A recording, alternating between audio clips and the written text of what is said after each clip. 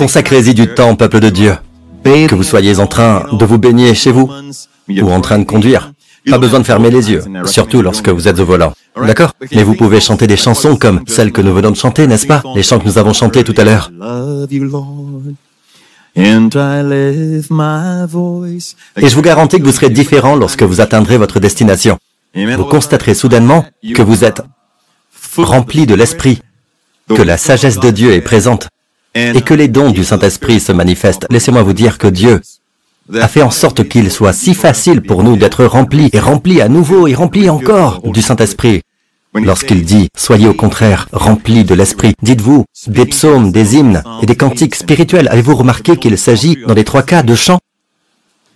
Donc, dans la Bible grecque, l'impératif est aussi utilisé. Il est dit, soyez, puis au présent, soyez remplis de l'Esprit. Dites-vous, le moyen d'être continuellement rempli est de parler en psaume, en hymne et en cantique spirituel. Bien sûr, cela inclut la prière dans l'esprit. Mais si vous remarquez ces 3 choses, psaume, hymne, cantique spirituel, il s'agit en fait de chants. Donc, lorsque vous chantez, par exemple, en allant au travail, lorsque vous chantez même sous votre souffle, ou que vous chantez, je vous garantis que lorsque vous atteindrez cette destination, amen, en allant rendre visite à quelqu'un à l'hôpital, priez dans l'esprit. Amen. Et ensuite, chantez en l'honneur du Seigneur. Amen. Et il n'est pas nécessaire d'avoir un endroit où aller pour chanter n'importe quand, à n'importe quel moment de la journée. Vous ne faites que chanter. Et la Bible a déterminé dans le Nouveau Testament, dans la Nouvelle Alliance, que l'on peut être rempli du Saint-Esprit rien qu'en chantant. Il est très difficile d'être déprimé en chantant. Récemment, dans la Gazette de Harvard, je l'ai lu hier, mais j'étais au courant de cela depuis un certain temps. Et au cas où ceux d'entre vous qui se demandent s'il existe des archives, et ainsi de suite, vous pouvez le chercher, mais pas maintenant. D'accord? La Gazette de Harvard a publié une étude qu'elle a réalisée, une étude prolongée sur les femmes de 20 à 70 ans. Et cette étude a duré de nombreuses années, vous voyez, et bon nombre de ces femmes ont grandi pendant ces études. Ainsi, la Gazette de Harvard affirme que ce que concluent ces femmes de différentes ethnicités, de différents âges, d'accord, de différents milieux financiers et tout ça, en effet, ils prennent le facteur de richesse en compte, demandant à ces femmes, cela vous aide-t-il à vivre plus longtemps et en meilleure santé? Du fait que vous pouvez vous permettre plus de choses, faire plus de choses. Beaucoup de gens ont cette façon de penser, d'accord? Nous excluons cette possibilité car ce n'est pas l'objectif de cette étude. Nous classons les gens dans différentes catégories en fonction de leurs origines ethniques. Entre autres, certaines personnes disent que certaines origines ethniques ont une plus grande propension à certaines maladies, et ainsi de suite. Eh bien, cette étude porte sur toutes les origines ethniques. Et vous savez quoi? Outre l'exercice, car nous savons tous que faire de l'exercice est une bonne chose. Alors mettons-le de côté. Outre l'exercice, une bonne alimentation, ce genre de choses. Quel est le seul facteur qui contribue à la longévité? Devinez ce qu'ils ont constaté. L'optimisme. Vous savez ce qu'est l'optimisme? Voici la définition qu'en donne la Gazette. Ils disent que l'optimisme, c'est s'attendre à de bonnes choses dans l'avenir. Cela ne ressemble-t-il pas à la définition de l'espoir dans la Bible? En grec, elpis, l'espérance biblique, c'est quoi? La confiance, la certitude. Vous voyez, c'est important, la confiance, la certitude, parce que le monde, vous savez, ils disent, je l'espère vraiment, je l'espère là. Je parle comme les Singapouriens pour que vous me compreniez, d'accord? Ça ressemble à notre façon de parler, n'est-ce pas? Nous disons à nos amis, j'espère, et vos amis vous disent, j'espère vraiment. Et leur espoir n'est pas une attente confiante. Mais lorsque nous utilisons l'espérance biblique, et l'espérance est liée à l'avenir, à quelque chose qui va se produire, nous devons être certains et confiants.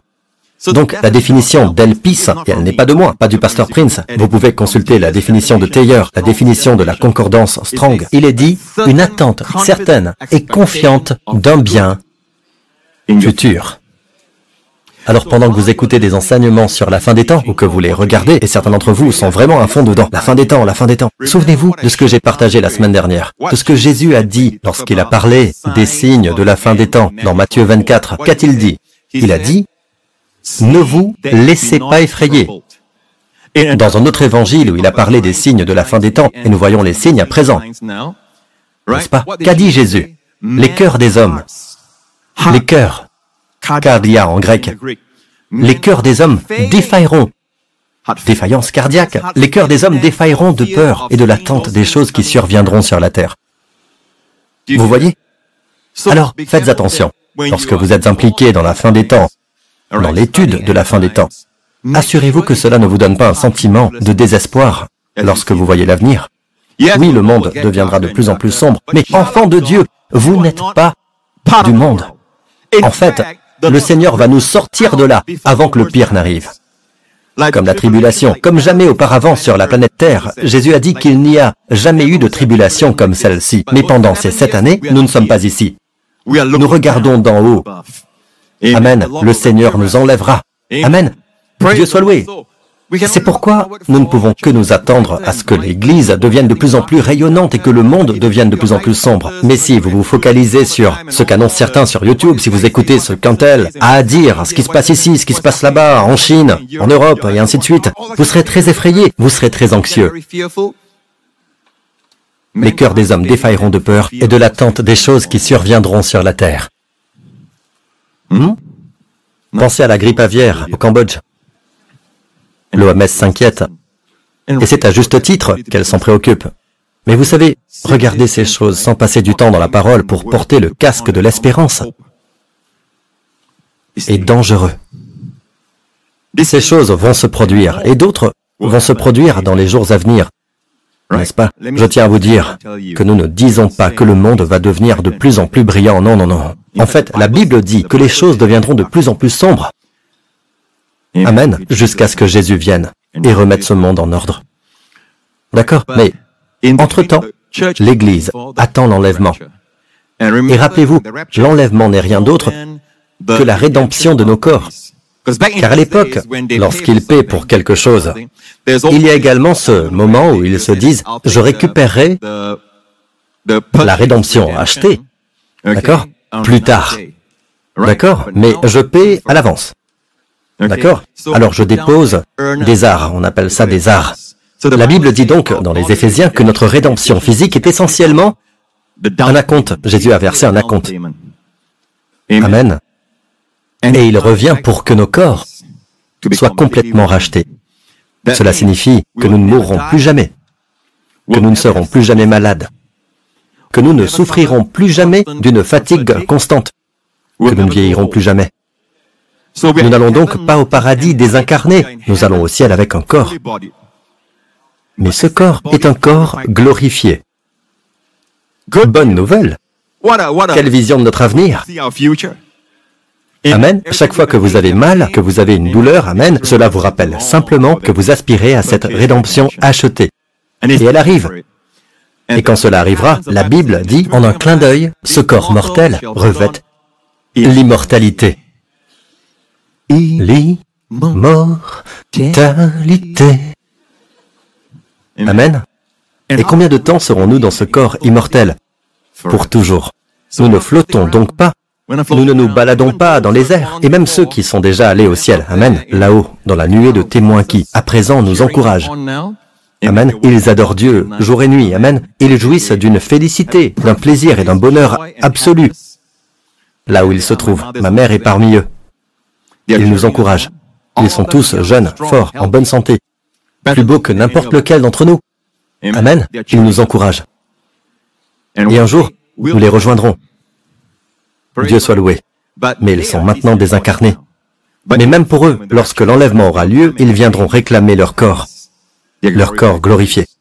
Ceux qui sont morts en Christ ressusciteront d'abord. Ensuite, nous qui serons encore en vie, nous serons tous ensemble enlevés avec eux à la rencontre du Seigneur dans les airs. Remarquez cette parole, nous qui serons encore en vie. Cela est répété plus d'une fois dans ce passage. Nous qui serons encore en vie serons tous ensemble enlevés.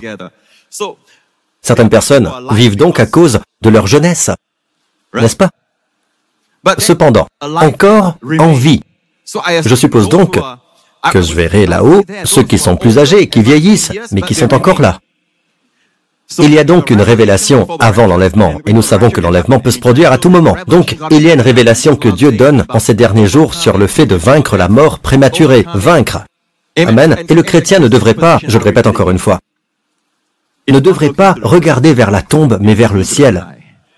Amen. La Bible dit ceci dans 1 Thessaloniciens. Et pour attendre du ciel son Fils, nous regardons vers le haut et non vers le bas. Nous n'avons pas une perspective poussiéreuse, nous avons une perspective céleste. Puis-je avoir un bon Amen? Dieu soit loué. Attendez-vous la venue du Seigneur? Amen. Dieu soit loué. En un clin d'œil, dit la Bible, nous serons transformés. Et pour l'éternité, n'est-ce pas? Un temps long, infini. Until the 12 of never, that's a long, long time. Vous ne connaissez pas cette chanson, n'est-ce pas? C'est un vieil hymne anglais. Bien, Dieu soit loué. Je demandais au Seigneur... Ah, c'est vrai, je n'ai pas besoin de ce micro. Je demandais au Seigneur une parole pour cette semaine. Et le Seigneur m'a donné une parole au début de la semaine. Je devais prêcher et partager cette parole. J'ai reçu une autre parole pour le personnel, mais j'attendais la réponse du Seigneur pour la réunion du personnel. D'habitude, je me prépare et j'essaie d'obtenir une parole Réma. Cela ne sert à rien de rester debout et se contenter de parler. Ce n'est pas une parole de saison. Vous ne faites que parler. D'accord? D'accord? Donc, je veux une parole de Réma. Et laissez-moi faire une pause ici, car récemment, le Seigneur m'a dit, explique aux gens l'importance d'une parole Réma. D'habitude, je dis, vous savez, au début du programme, je dis toujours, j'essaie de vous apporter le mot Réma cette semaine. Amen. Et vous vous demandez, je n'entends pas ça souvent, dans d'autres endroits et tout ça. Qu'est-ce que cela signifie, Pasteur Prince? Je pense, personnellement, qu'il est très important qu'il y ait plusieurs paroles, n'est-ce pas, dans la parole de Dieu. Beaucoup de paroles, n'est-ce pas, dans la parole de Dieu. C'est ce qu'on appelle le logos. Mais Réma, logos est l'ensemble. En fait, le logos s'est fait chair et a habité parmi nous. Mais Réma est plus spécifique. Réma est l'énoncé. C'est un énoncé spécifique. C'est une institution spécifique. C'est un message spécifique. Amen. Et il est important que nous entendions ce que Dieu a pour notre Église. Et pour tous ceux qui considèrent la New Creation Church comme leur Église, ou que vous regardiez en ligne, que vous suiviez ce ministère et tout ça, c'est le mot Réma. Lorsque je dis pour l'Église, cela s'applique également à vous. Donc, Réma signifie que Dieu choisit. Parmi toutes les choses dont nous pouvons parler, en fait, il y a des gens qui préparent leur message de janvier à décembre, vous savez. Je ne sais pas comment cela se fait. Et je ne critique pas cela. D'accord? Si Dieu leur dit cela, eh bien, chaque homme se tient devant son Seigneur. Mais, vous savez, parfois, je ne peux pas vous dire quel sera le message de la semaine suivante. La raison, je dois l'attendre à nouveau. Je dois lui demander à nouveau. Je suis comme les enfants d'Israël, la tribu spéciale. Il y a 12 tribus, mais les Issacharites, dans 1 Chronique, il est dit, des Issacharites, 200 chefs et tous leurs frères, placés sous leurs ordres. Ils étaient capables de discerner les temps pour savoir ce que devait faire Israël.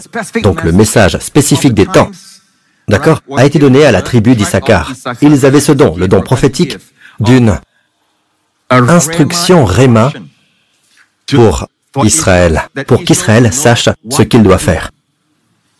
Donc, si vous m'avez entendu parler souvent de l'enlèvement, cela signifie que Dieu veut que nous soyons, écoutez bien, focalisés sur cela. Amen. C'est le moment de le faire. Au fait, sachez que cette parole, ils étaient capables de discerner les temps. Encore une fois, le mot temps est « eith » dans l'hébreu et « kairos » dans le grec.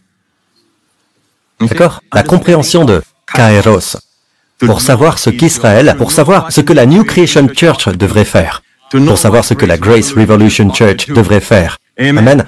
Pour savoir ceux qui suivent ce ministère de près. Amen. Et le Seigneur a mis dans votre cœur d'être notre partenaire. Amen. De faire partie de ce ministère. Vous êtes ceux à qui Dieu parle. Lorsque je mentionne le message Réma, il est destiné à ce groupe. Donc, si vous regardez les 7 églises, Jésus a un message spécifique pour chacune d'entre elles. Alors, pourquoi ne pas prêcher un seul message et le partager à tous les 7? Je pensais que c'était toujours la parole de Dieu, n'est-ce pas? Non, il faut que ce soit une parole qui soit fraîchement prononcée et que Dieu dise, cette portion est pour vous. Vous comprenez? J'ai donc partagé cela pour que vous le sachiez à partir de maintenant. Je ne l'expliquerai plus, d'accord? Donc vous le savez, Dieu soit loué. Amen. Et je ne viens pas devant vous témoignant de l'esprit qui coule en moi sans que Dieu ne m'ait demandé de le faire. Tel a été le cas au cours des dernières semaines. Et c'est amusant. Je trouve cela amusant, amen. Vous ne trouvez pas? Bien. Alors, j'attendais la réponse du Seigneur pour le personnel et Dieu m'a donné un mot portier pour le personnel. Et puis, après avoir attendu davantage, il m'a donné un autre mot tiré de Lévitique 27. Et j'ai senti Lorsque j'ai fait appel au Seigneur après la réunion du personnel, j'ai prêché les deux messages, mais le Seigneur m'a dit que le message du Lévitique 27 ne concerne pas seulement le personnel, mais chacun d'entre vous. D'accord? Eh bien, Pasteur Prince, le Lévitique, si tôt le matin? Oui. Je vais partager avec vous un passage du Lévitique, mais je vais vous demander d'être patient pendant que nous lisons ce passage, d'accord? Soyez patient, d'accord? Ne tirez pas de conclusion hâtive. Lisez rapidement. L'Éternel dit à Moïse. À qui Dieu s'adresse-t-il? Il est très important de savoir à qui Dieu s'adresse-t-il? À Moïse, d'accord? Souvenez-vous de ceci. Parfois, il parle à Aaron, d'accord? Mais il s'agit de Moïse ici. Il parle à Moïse. L'Éternel dit à Moïse. Donc, chaque fois que Dieu dit « tu » se réfère à Moïse, dans ce contexte. L'Éternel dit à Moïse, transmet ses instructions aux Israélites. Lorsqu'on consacrera une personne à l'Éternel par un vœu, lorsqu'on fait un vœu à Dieu, cela implique quoi? Cela implique une force humaine, cela implique de l'énergie. Or, Dieu veut que, et nous l'avons appris ces dernières semaines, soyons conscients de notre faiblesse. Très bien, mais ne vous arrêtez pas là. Dépendez de sa toute-puissance.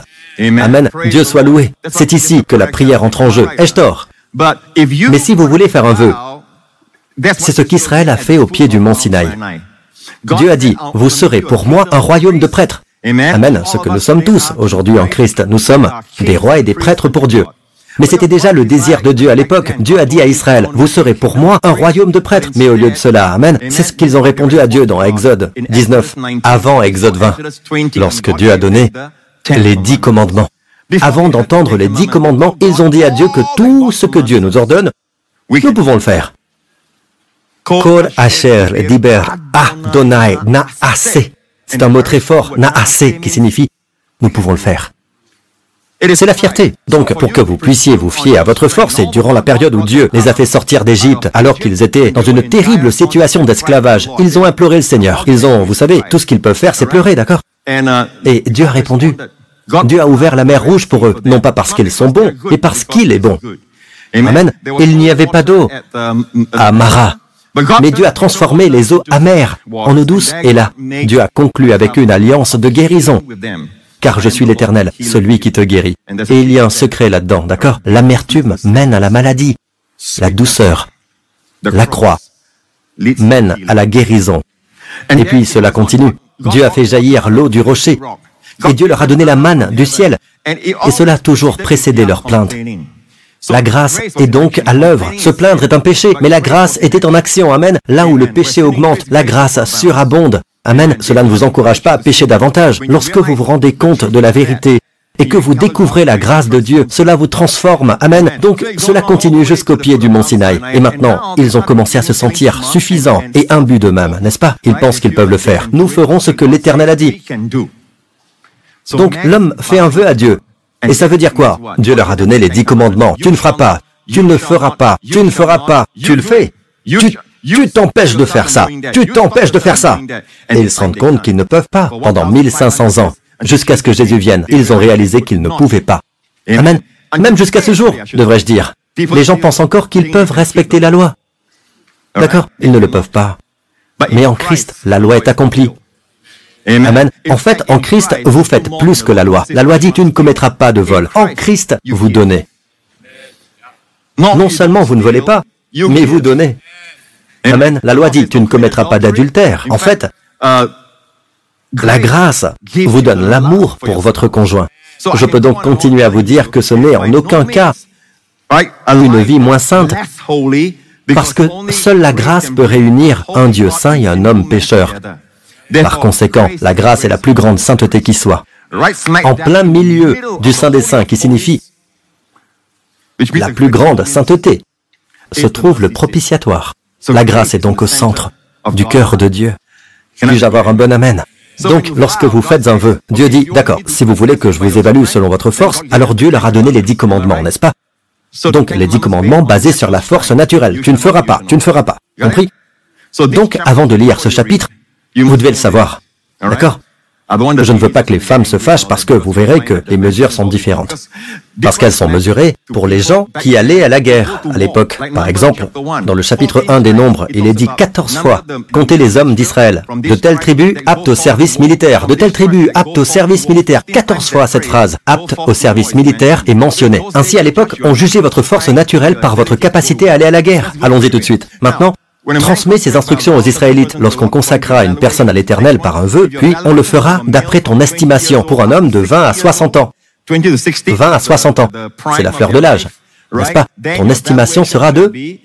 Ton évaluation, l'évaluation de qui? Moïse, n'est-ce pas? Sera de 50 pièces d'argent, d'après la valeur étalon du sanctuaire. Si c'est une femme, ton estimation sera de 30 pièces. Moins. Bon, avant que vous ne vous mettiez en colère, mesdames, et que vous ne me citiez les super-héroïnes de Marvel et tout le reste, je veux juste que vous sachiez que tout cela est basé sur la guerre. D'accord? Donc, les femmes sont tenues à l'écart de la guerre, mais leur capacité est moindre ici. Parce que ce chapitre entier est basé sur quoi? Pas sur leur position devant Dieu. Écoutez, ce n'est pas basé sur l'égalité, car nous sommes tous égaux. En Christ, nous sommes tous acceptés de la même manière. Nous sommes tous pardonnés. Tous. Nous sommes tous proches de Dieu en Christ. Nous sommes tous en Christ. Que vous soyez homme ou femme, non-juif ou juif, nous sommes tous en Christ. Tout cela concerne votre position. Ici, il n'est pas question de position. Il s'agit de la capacité. Car vous avez fait un vœu sur l'énergie naturelle de l'homme, la puissance mentale naturelle de l'homme. D'accord? Ce qui ne va pas très loin, en fait. C'est une leçon que nous apprenons tous, chaque jour, en attendant notre corps. À présent, remarquez ceci. Il y a une différence. 50 pièces d'argent pour les hommes âgés de 20 à 60 ans, 30 pièces pour les femmes. Pour une personne de 5 à 20 ans, ton estimation sera de 20 pièces pour un garçon, pour les enfants. Il s'agit donc d'un montant plus faible. N'est-ce pas? Bien. Et pour les adolescents, moins. Très bien. Et de 10 pièces pour une fille, verset suivant. D'un mois à 5 ans, ton estimation sera de 5 pièces d'argent pour un garçon et de 3 pièces d'argent pour une fille. Puis, observez ceci. Pour beaucoup d'entre vous, c'est ce qui vous préoccupe le plus. Pour une personne de 60 ans et plus, ton estimation sera de 15 pièces pour un homme. Donc, à partir de la fleur de l'âge, c'est 50 pièces. D'accord? Vous payez au sanctuaire. Amen. Et c'est comme leur taxe annuelle. D'accord, à l'époque. Mais c'est pour illustrer une vérité. Alors, écoutez-moi jusqu'à la fin. Et alors, vous verrez la belle vérité que Dieu a pour nous. Et vous apprendrez aussi en même temps comment enseigner le Lévitique. Dieu a placé le Lévitique là pour faire une comparaison et un contraste. Alors, regardez ceci, il ne s'agit pas seulement d'une comparaison et d'un contraste. Il dévoile souvent Christ dans les sacrifices, les rituels et les cérémonies. Ici, il est dit, pour une personne de 60 ans et plus, ton estimation sera de 15 pièces pour un homme. Il s'agit donc de la vieillesse, du début. C'est ce que dit le monde. Le monde dit que lorsque vous avez 60 ans et plus, vous êtes dans vos années de déclin. Ensuite, et de 10 pièces pour une femme. Verset suivant. Si celui qui a fait le vœu est trop pauvre pour payer ton estimation, le présentera au Seigneur. Donc n'oubliez pas que toutes ces choses ont à voir avec quoi? La capacité naturelle, l'énergie naturelle, les pouvoirs mentaux, sans la force de Dieu, entre autres. Si vous voulez suivre cela, en d'autres termes, vous voulez suivre la loi. Le Seigneur a parlé à Moïse. C'est pourquoi j'ai commencé par dire que le Seigneur a parlé à Moïse. C'est à Moïse que Dieu a parlé, n'est-ce pas? Et qu'est-ce que Dieu a dit? D'accord? C'est votre évaluation. Si la loi est naturelle, tu ne dois pas, tout est naturel. Elle ne transmet pas de santé surnaturelle. La loi exige, la grâce fournit. M'écoutez-vous? Finalement, vous dites, mais je ne peux pas. Seigneur, je ne peux pas. Je suis trop pauvre. Je ne peux même pas payer l'évaluation. Moïse représente donc la loi. Ensuite, vous vous adressez au prêtre. Si vous êtes trop pauvre, si celui qui a fait le vœu est trop pauvre pour payer ton estimation, le présentera au prêtre pour qu'il l'estime. Et vous savez, sa seule capacité est de dire, je suis trop pauvre. Donc, si vous êtes trop pauvre, vous vous présentez devant le prêtre. Qui est le prêtre aujourd'hui? Jésus. Ne vous présentez pas devant Moïse. Moïse ne peut pas descendre à votre niveau. La loi, ne peut pas descendre à votre niveau. Vous devez monter plus haut. Si vous trouvez que vous n'êtes pas à la hauteur, que vous êtes trop pauvre, que vous ne pouvez pas vous élever plus haut, si vous êtes un homme pauvre, vous ne pouvez pas vous présenter devant Moïse. Vous pouvez toujours retomber dans les bras du prêtre, car le prêtre représente la grâce. Allez, le prêtre représente la grâce. Amen. La première mention des prêtres dans la Bible est celle de Melchisédek, le prêtre du Dieu très haut, apportant le pain et le vin. Non pas en exigeant, mais en fournissant. Amen. Les prêtres représentent la grâce. Puis-je avoir un bon amen? D'accord. Vous ne pouvez pas, vous êtes trop pauvre pour vous tenir devant Moïse. Revenez dans les bras du prêtre. Et le prêtre fixera une valeur. Il ne vous dit même pas la valeur. Parce que lorsque le prêtre fixe une valeur, je vous le dis, votre valeur est plus élevée que 50 pièces dans vos meilleures années. Amen. Alors, peuple de Dieu, qu'est-ce que je dis en partageant ce passage ici? Je dis que Dieu veut que vous soyez forts et en bonne santé et que vous viviez dans le surnaturel. Tout cela est naturel. Donc, c'est vrai, si vous êtes dans le naturel, entre 1 mois et 5 ans, vous êtes encore faible. D'accord? Entre 20 et 60 ans, on dit que c'est la fleur de l'âge. Tout cela est naturel, et c'est vrai. Et votre corps réagit de cette manière. C'est la vérité. Si nous vous jugeons sur la base de la nature, même la science médicale vous le dira. Nous ne le nions donc pas. C'est la vérité. À partir de 60 ans, c'est le déclin. C'est vrai. Donc, souvenez-vous que j'ai dit que c'était vrai. N'est-ce pas? Très bien, dans le naturel. D'accord? Certains d'entre nous approchent de la soixantaine. Alors, ça vient. N'est-ce pas? Dans le naturel, c'est comme ça. Donc, nous ne nions pas le naturel. En fait, tout ce passage ici témoigne du naturel. Mais Dieu veut que son peuple vive sous la grâce. Alors, y a-t-il quelqu'un, même dans l'Ancien Testament, qui soutiendrait que les gens étaient en fait sous la loi? Oui. Moïse l'a fait. Dans le Deutéronome, lorsqu'il était mourant, la Bible dit que Moïse avait 120 ans lorsqu'il est mort. Sa vue n'était pas affaiblie et il n'avait pas perdu sa vigueur. Regardez Abraham. Abraham, notre père de la foi. La Bible dit qu'Abraham est notre père de la foi. Et regardez ce qui s'est passé lorsque le Seigneur l'a visité avec 2 anges. D'accord? L'Éternel apparut à Abraham parmi les chênes de Mamré alors qu'il était assis à l'entrée de sa tente pendant la chaleur du jour. Verset 6, voyez ce qu'il a fait. Abraham s'empressa d'aller trouver Sarah dans la tente et dit, « Prends vite 22 litres de fleurs de farine, pétris-la et fais des gâteaux. » Abraham courut à son troupeau. Abraham courut à son troupeau, prit un veau tendre et bon. Qu'a fait Abraham? Il a couru. Pour autant que je sache, il y a un certain âge auquel on arrête de courir, n'est-ce pas? On marche. Puis dans le naturel, on ne marche pas. On glisse. Et puis certains d'entre eux ne marchent pas ou ne glissent pas. Ils sont dans des fauteuils roulants.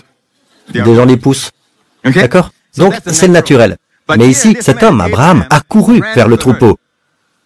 Je lisais cela un jour, quand ce mot m'a sauté aux yeux, couru, et je me suis dit, waouh, c'était là tout le temps, je ne l'avais pas vu. Maintenant, vous pourriez dire, eh bien, Pasteur Prince, Abraham était encore jeune à l'époque. Nous sommes au chapitre 18, je pense. 18. N'est-ce pas? Allez au chapitre précédent, Genèse 17. Quel âge avait-il? Lisez, lorsqu'Abraham fut âgé de 99 ans. Donc, le chapitre suivant est après qu'il ait eu 99 ans.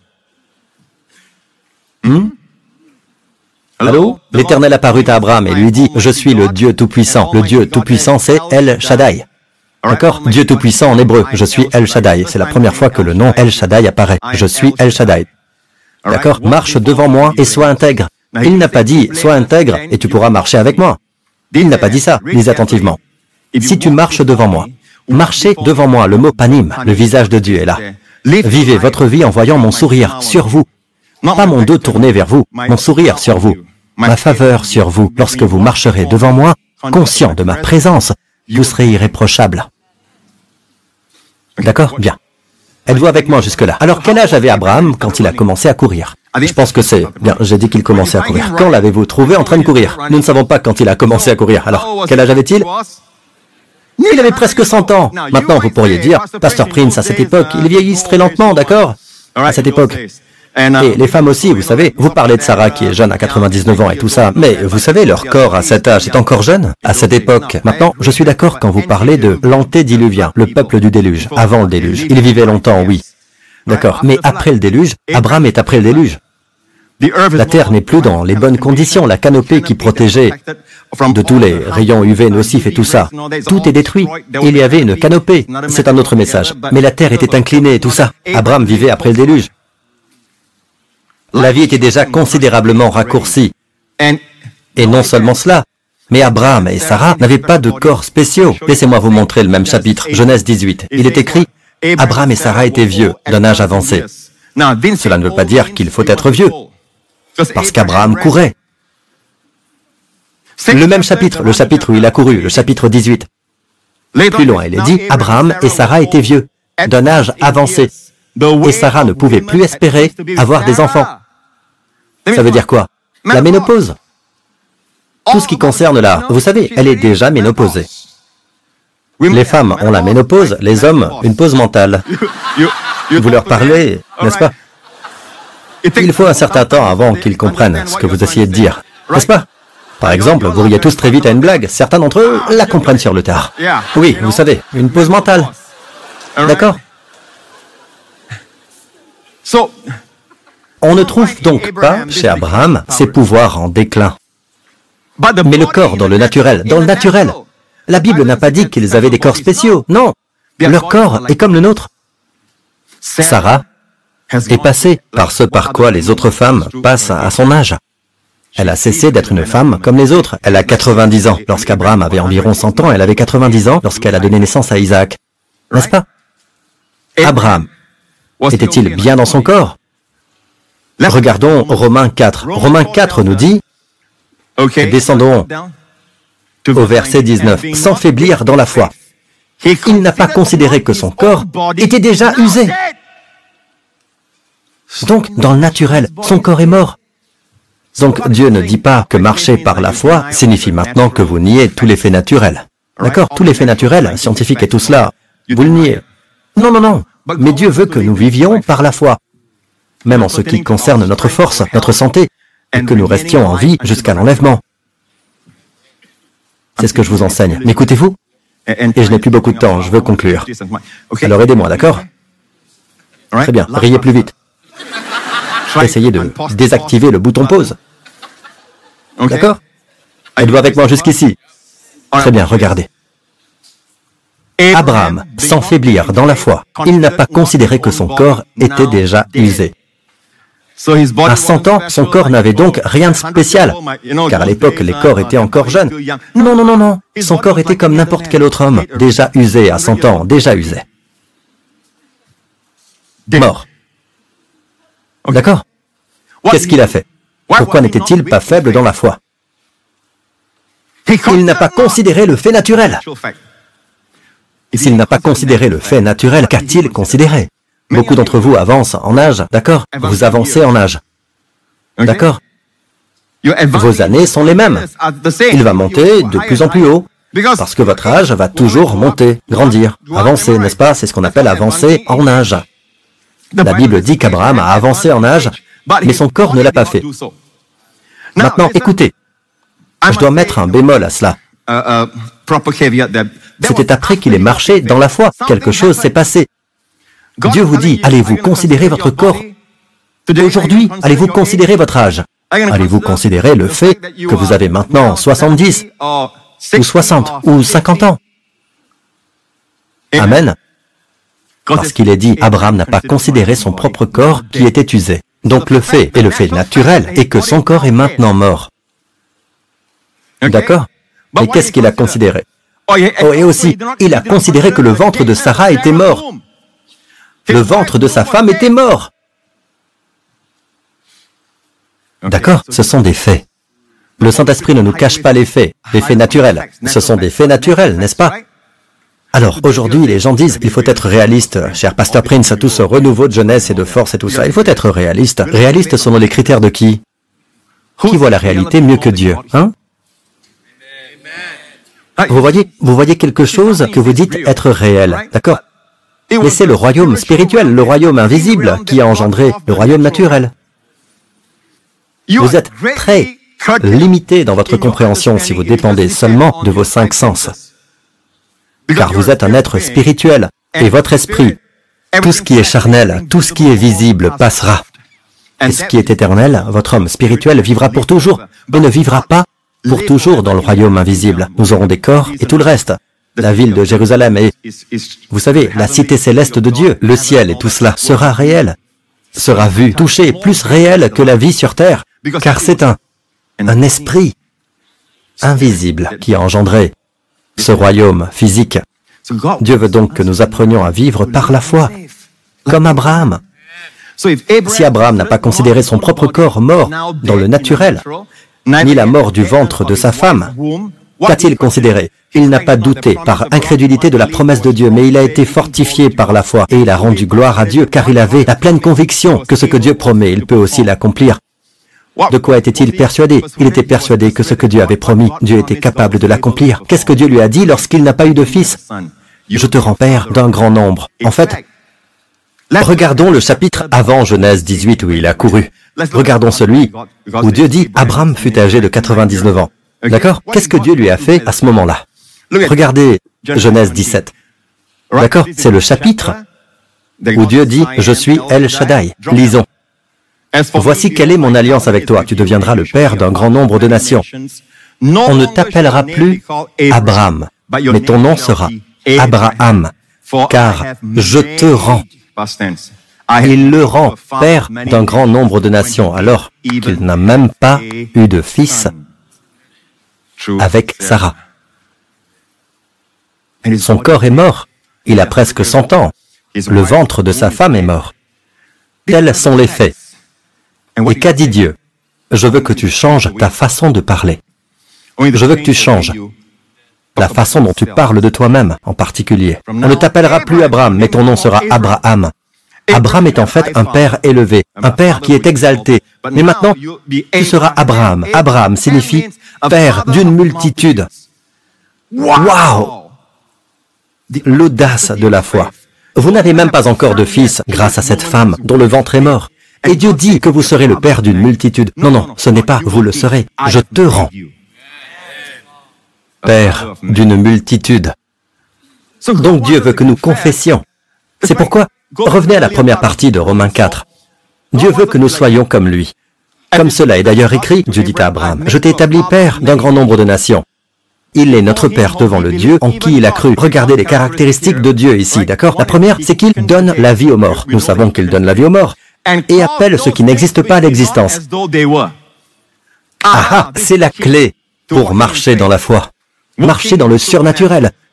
Faites appel à ces choses qui ne sont pas encore visibles, qui ne sont pas encore tangibles. Appelez ces choses qui ne sont pas comme si elles étaient. Jésus a regardé un homme dont la main était impuissante. Amen. Et Jésus a dit, « Tends la main ».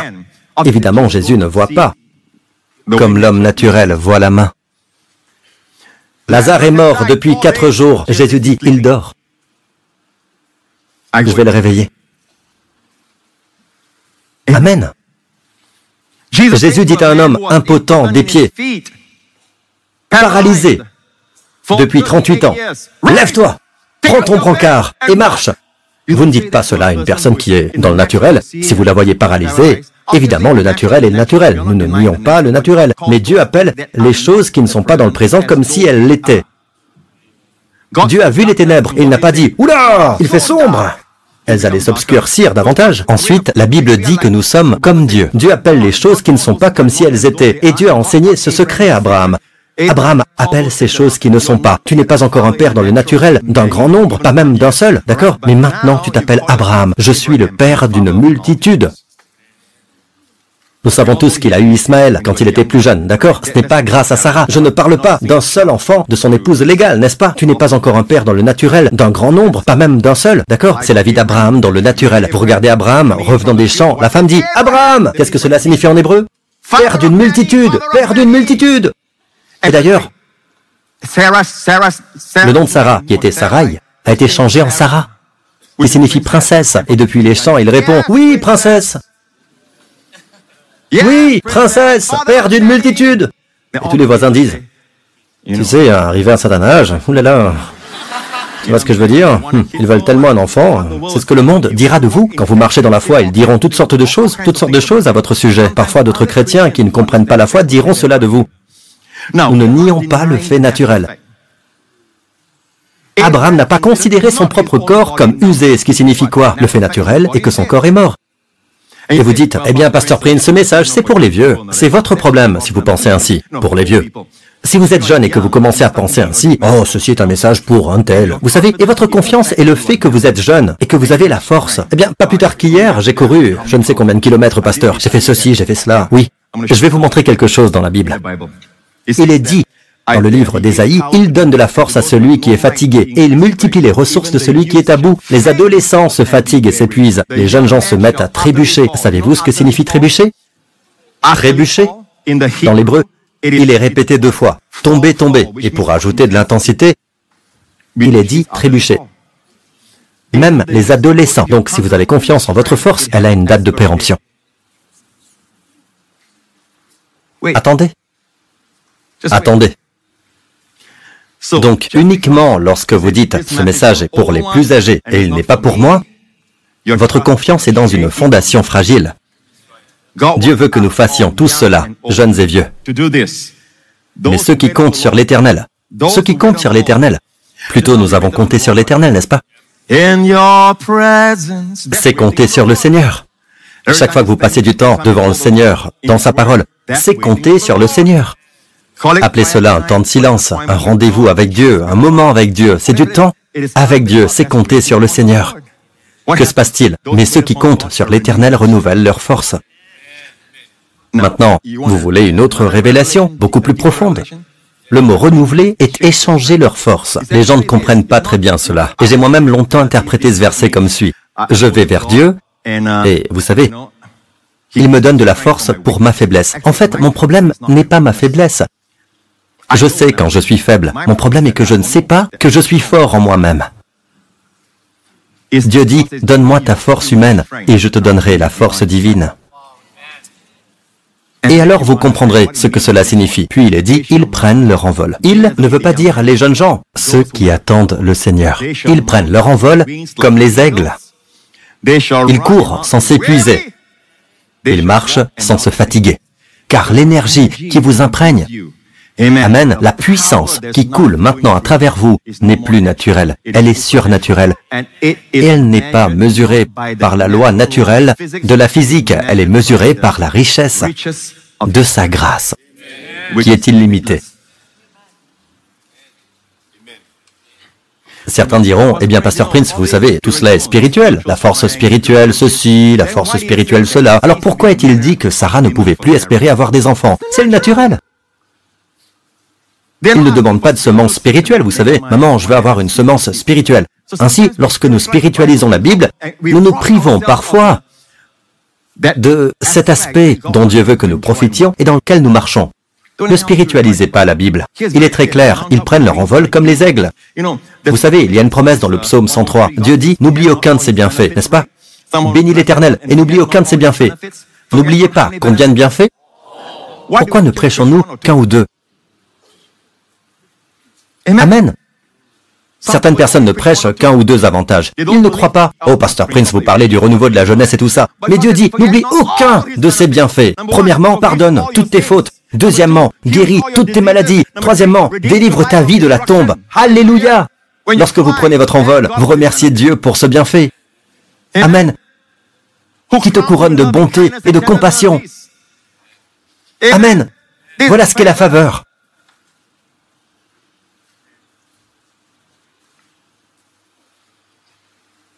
Cinquièmement, n'oubliez aucun, c'est lui qui rassasie de bien ta vieillesse, qui te fait rajeunir comme l'aigle.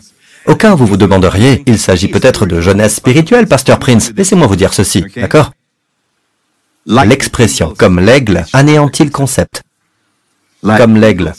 Pourquoi Dieu a-t-il dit « comme l'aigle » ? Parce qu'il sait que des gens comme vous auront quelque chose à redire. Alors Dieu a dit « comme l'aigle » ici. Amen. Tout comme aujourd'hui, il y a des gens, des universalistes qui disent « Oh, les temps de feu, ce n'est que temporel. » D'accord? Les vers sont temporels. Tout est temporel, laissez-moi vous dire. Jésus dit « éternel ». Le même mot « éternel » est utilisé pour Dieu, le Dieu éternel. Et Jésus dit « Là où le ver ne meurt pas et où le feu ne s'éteint pas, vous le pincez, vous l'arrachez, il ne meurt pas. Il est toujours vivant. Coucou, je suis toujours là, d'accord? C'est littéral. Pourquoi utilise-t-on des termes comme « le ver ne meurt pas » et « le feu ne s'éteint pas » C'est du littéral. Un sauveur aimant nous a parlé d'un endroit comme celui-là. Êtes-vous avec moi jusqu'ici? Dieu veut que son peuple marche dans la foi. Il veut que nous soyons un peuple surnaturel. Mais en même temps, il ne veut pas que nous renions le naturel. Donc, si vous entrez dans le naturel, bang, vous êtes soumis à la loi, vous êtes soumis à ce qui est naturel. Amen, vous êtes soumis à Moïse. Mais si vous avez la révélation, vous êtes trop pauvre pour quoi que ce soit. Je me résigne à cela. Je suis trop pauvre pour prier, pour savoir comment prier. Je m'avance, je ne connais même pas les mots pour prier. Je dis au Seigneur, je suis trop pauvre. Je retombe dans les mains de mon grand prêtre, mon Seigneur Jésus. Et les mots viennent. Il nous faut une longue expérience de chute avant d'apprendre que nous sommes trop pauvres. Allez d'abord voir votre grand prêtre, les amis. Êtes-vous avec moi jusqu'à présent? D'accord, nous allons conclure. N'est-ce pas de la musique à vos oreilles? J'ai encore beaucoup de choses à partager, mais... Vous vous souvenez? Vous dites que 60 ans, c'est le déclin, mais ce n'est pas vrai pour Moïse, ce n'est pas vrai pour Abraham. D'ailleurs, après la mort de Sarah, Sarah est morte à environ 100 ans. Abraham est mort à 175 ans. D'accord? Après la mort de Sarah, je pense qu'elle est morte vers 100... Mais de toute façon, après la mort de Sarah, qu'a fait Abraham? Il s'est marié à nouveau? Et a-t-il eu des enfants? Oui! Oui, il a épousé Kétura. Et il a eu des enfants. Donc, quelque chose est arrivé à son corps naturel, maintenant mort. Maintenant mort. Quelque chose s'est passé. Pourquoi? Il n'a pas considéré son propre corps comme usé, mais il a fait confiance à Dieu qui dit « Je t'ai établi père d'un grand nombre de nations ». Et cette foi a transformé son corps. D'accord? En attendant le corps glorifié, nous pouvons faire quelque chose avec ce corps naturel. Amen. Mais cela passe par la foi. Allez-vous croire les faits naturels? Tout cela est vrai, toutes ces choses. Nous ne les nions pas, les amis. Nous disons que dès que vous revenez sous la loi de Moïse, d'accord, vous revenez sous ce qui est naturel. Oui, vous êtes sujet à tout cela. La faiblesse et tout cela. Mais dès que vous entrez dans la foi, vous pouvez être comme ces hommes. Dans Josué 14, il dit ceci, à un âge avancé. « Maintenant, voici que l'Éternel m'a fait vivre, comme il l'a dit. » Il est très conscient de la parole de Dieu. Il y a 45 ans que l'Éternel a dit cela à Moïse, à l'époque où Israël marchait dans le désert. Et je suis aujourd'hui âgé de 85 ans. Quel âge? 85 ans. 85 ans! Pendant combien de temps Dieu l'a-t-il gardé en vie? 45 ans. Alors quel âge avait-il lorsqu'il est parti pour explorer le pays? Hein? 40 ans. Il a cessé de vieillir. Il a oublié la formule pour vieillir. Il ne savait pas comment vieillir, car il était un homme de foi. Il s'est tourné vers la parole de Dieu seul. Et il a dit, « Je suis encore aussi robuste que le jour où Moïse m'a confié cette mission. » N'est-ce pas, Josué? Je suis aussi fort. Aujourd'hui, j'ai 85 ans. Et regardez ceci. Je suis encore aussi robuste que le jour où Moïse m'a confié cette... Maintenant, certains d'entre vous disent, « Eh bien, Pasteur Prince, c'est de la force spirituelle, non? Combien de fois dois-je vous le répéter? D'accord? Je dois vous le dire maintenant, d'accord? Combien de fois dois-je vous le dire? Bien. Je suis encore aussi robuste que le jour où Moïse m'a confié cette mission. J'ai autant de force que j'en avais alors. Qu'il s'agisse de combattre. » Vous savez ce qu'est la guerre, n'est-ce pas? Il parle du naturel. Il parle du surnaturel et du naturel. Dans le naturel. Il dit en somme, je suis fort pour combattre. Vous savez ce qui s'est passé dans les versets suivants? Il est allé à Hébron. En fait, prochain verset, il dit ceci, « Donne-moi donc la région montagneuse. » Et c'est Hébron, la montagne d'Hébron. Vous savez qui était là? Des géants, des Anakim. Et d'ailleurs, la science a trouvé des corps de géants. Ce sont eux qui ont construit Stonehenge et ce genre de choses. Aucun humain n'aurait pu le faire. Dans le naturel, ce sont des géants de l'époque. C'est un tout autre message, les fils de Dieu. La Bible parle des Néphilim déchus et de tout cela. D'accord? Et il a tué ces géants à 85 ans. Ne plaisantez pas avec ce vieil homme. Vieux qu'en âge. Je suis encore aussi robuste que le jour où Moïse m'a confié cette mission. Ce sont des hommes de Dieu, ils ne mentent pas.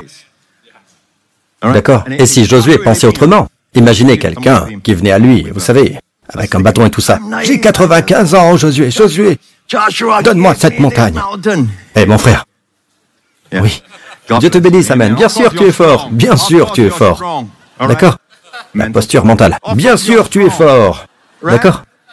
Josué ne lui a pas dit, mais Josué lui a... Lisons le prochain verset. Josué bénit Caleb et lui donna Hébron pour héritage. Et il a dû aller là-bas et se battre. Caleb est allé se battre contre les géants à 85 ans. Il ne plaisantait pas. Il était aussi fort pour la guerre qu'il l'était à l'époque. Vous voyez, quel est son secret? Si vous ne l'avez pas remarqué tout à l'heure, il n'arrêtait pas de dire « J'ai suivi pleinement la voie de l'Éternel », comme il l'a dit.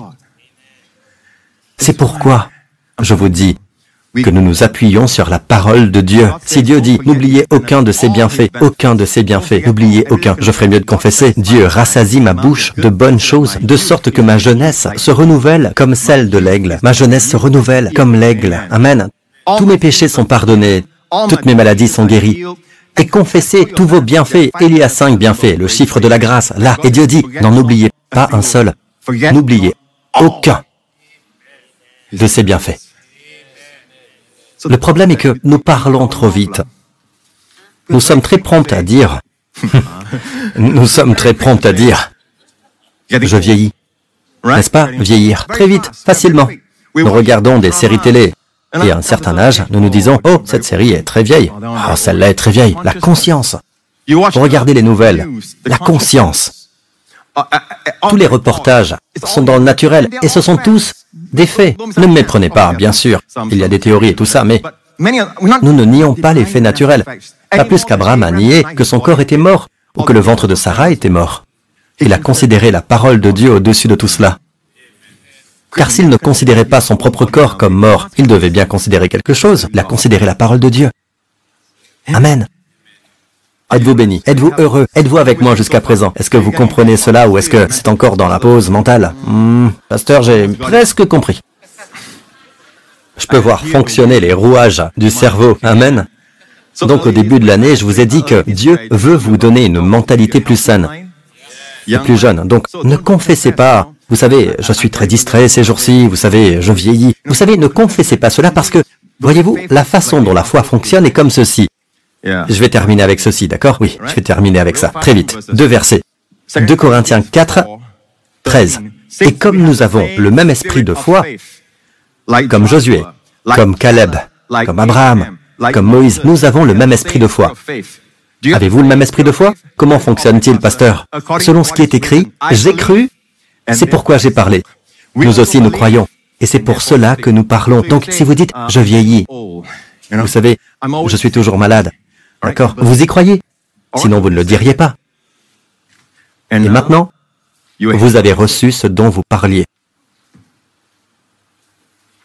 Récemment, en fait, ce n'est que très récemment que le Seigneur m'a dit ceci. Vous savez, les personnes âgées se plaignent beaucoup. C'est un fait. C'est triste, car elles n'ont qu'une vision pessimiste de toute chose. Alors ils se plaignent beaucoup. S'ils n'ont rien à redire, ils se plaignent qu'il n'y a rien à redire. D'accord? Alors laissez-moi vous dire ce que le Seigneur m'a dit. Fils, il m'a dit, les personnes âgées se plaignent-elles beaucoup ou beaucoup de personnes vieillissent-elles en se plaignant?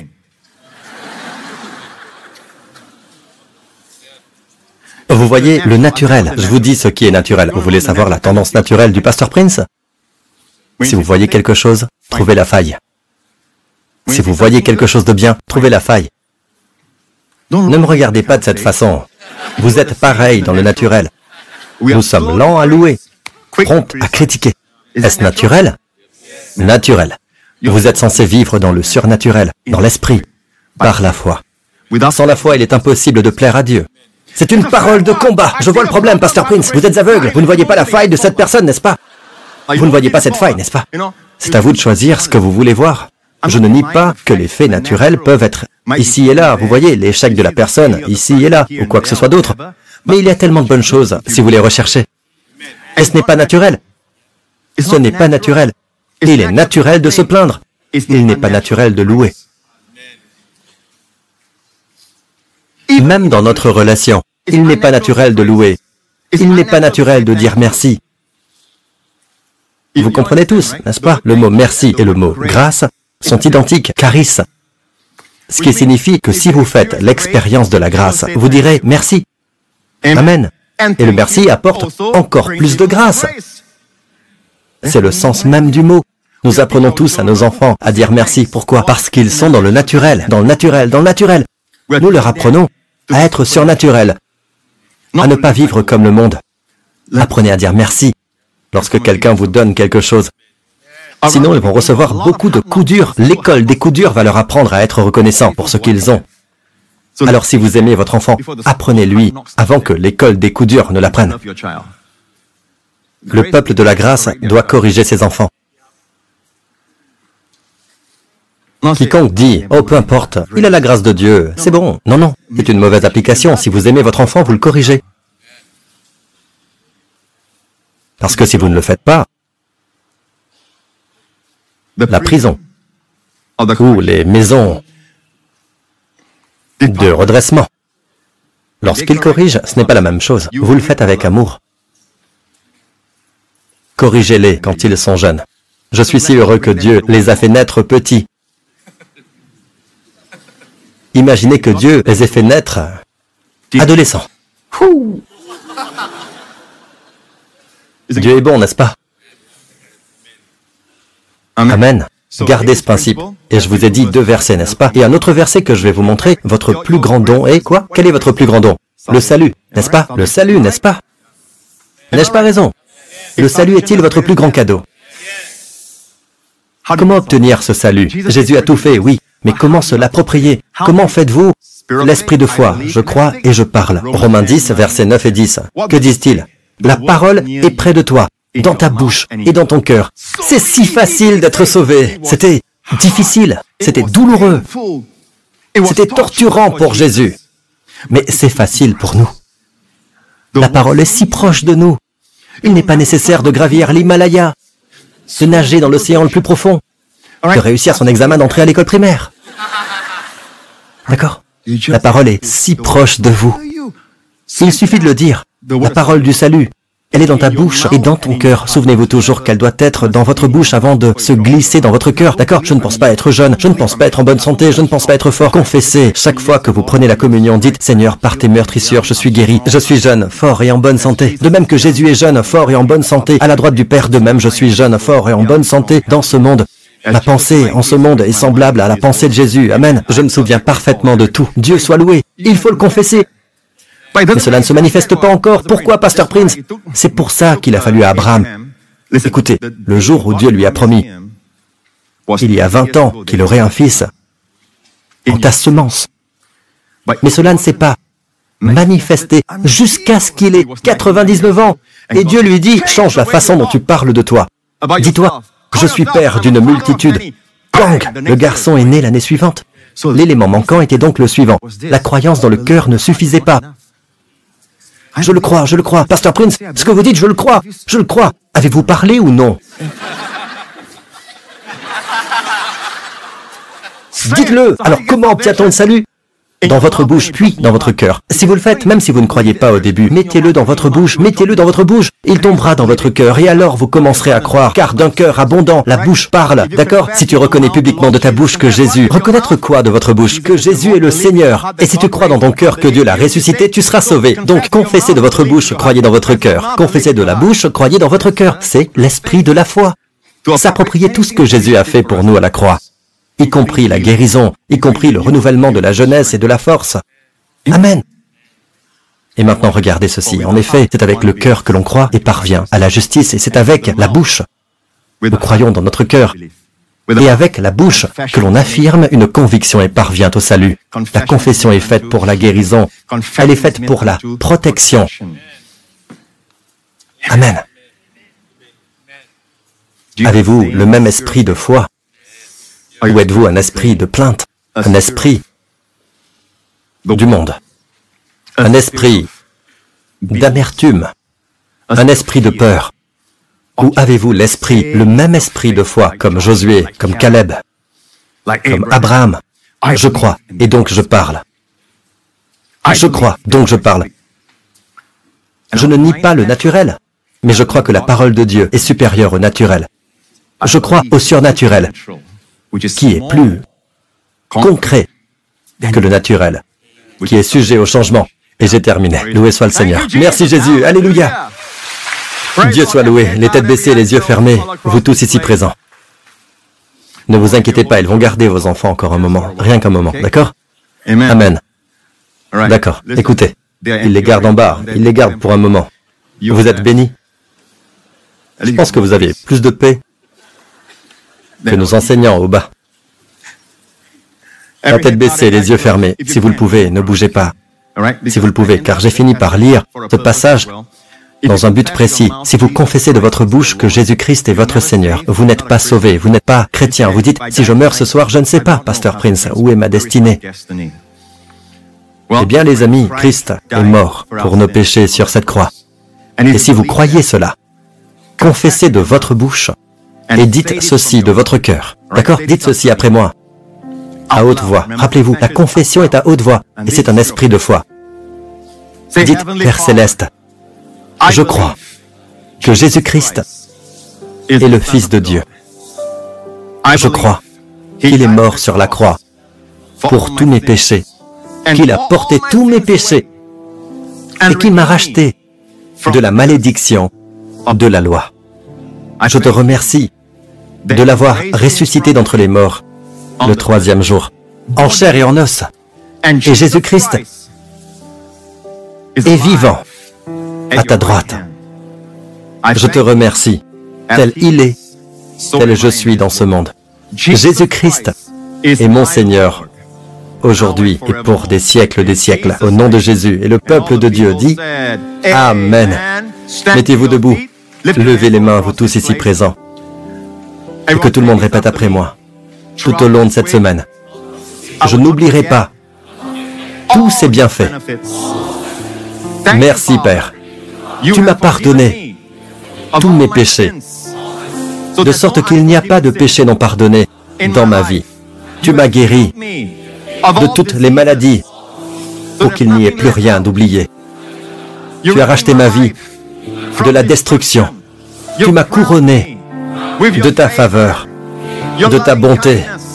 Tu m'as rassasié de bien, de sorte que ma bouche est remplie de tes bienfaits et que ma jeunesse est renouvelée. Je suis à nouveau jeune. Je suis à nouveau jeune. Je suis fort. Je suis en bonne santé. Grâce à Jésus. Et dans cet esprit, faites face à cette semaine au nom de Jésus. Et le peuple de Dieu dit Amen. Que Dieu vous bénisse.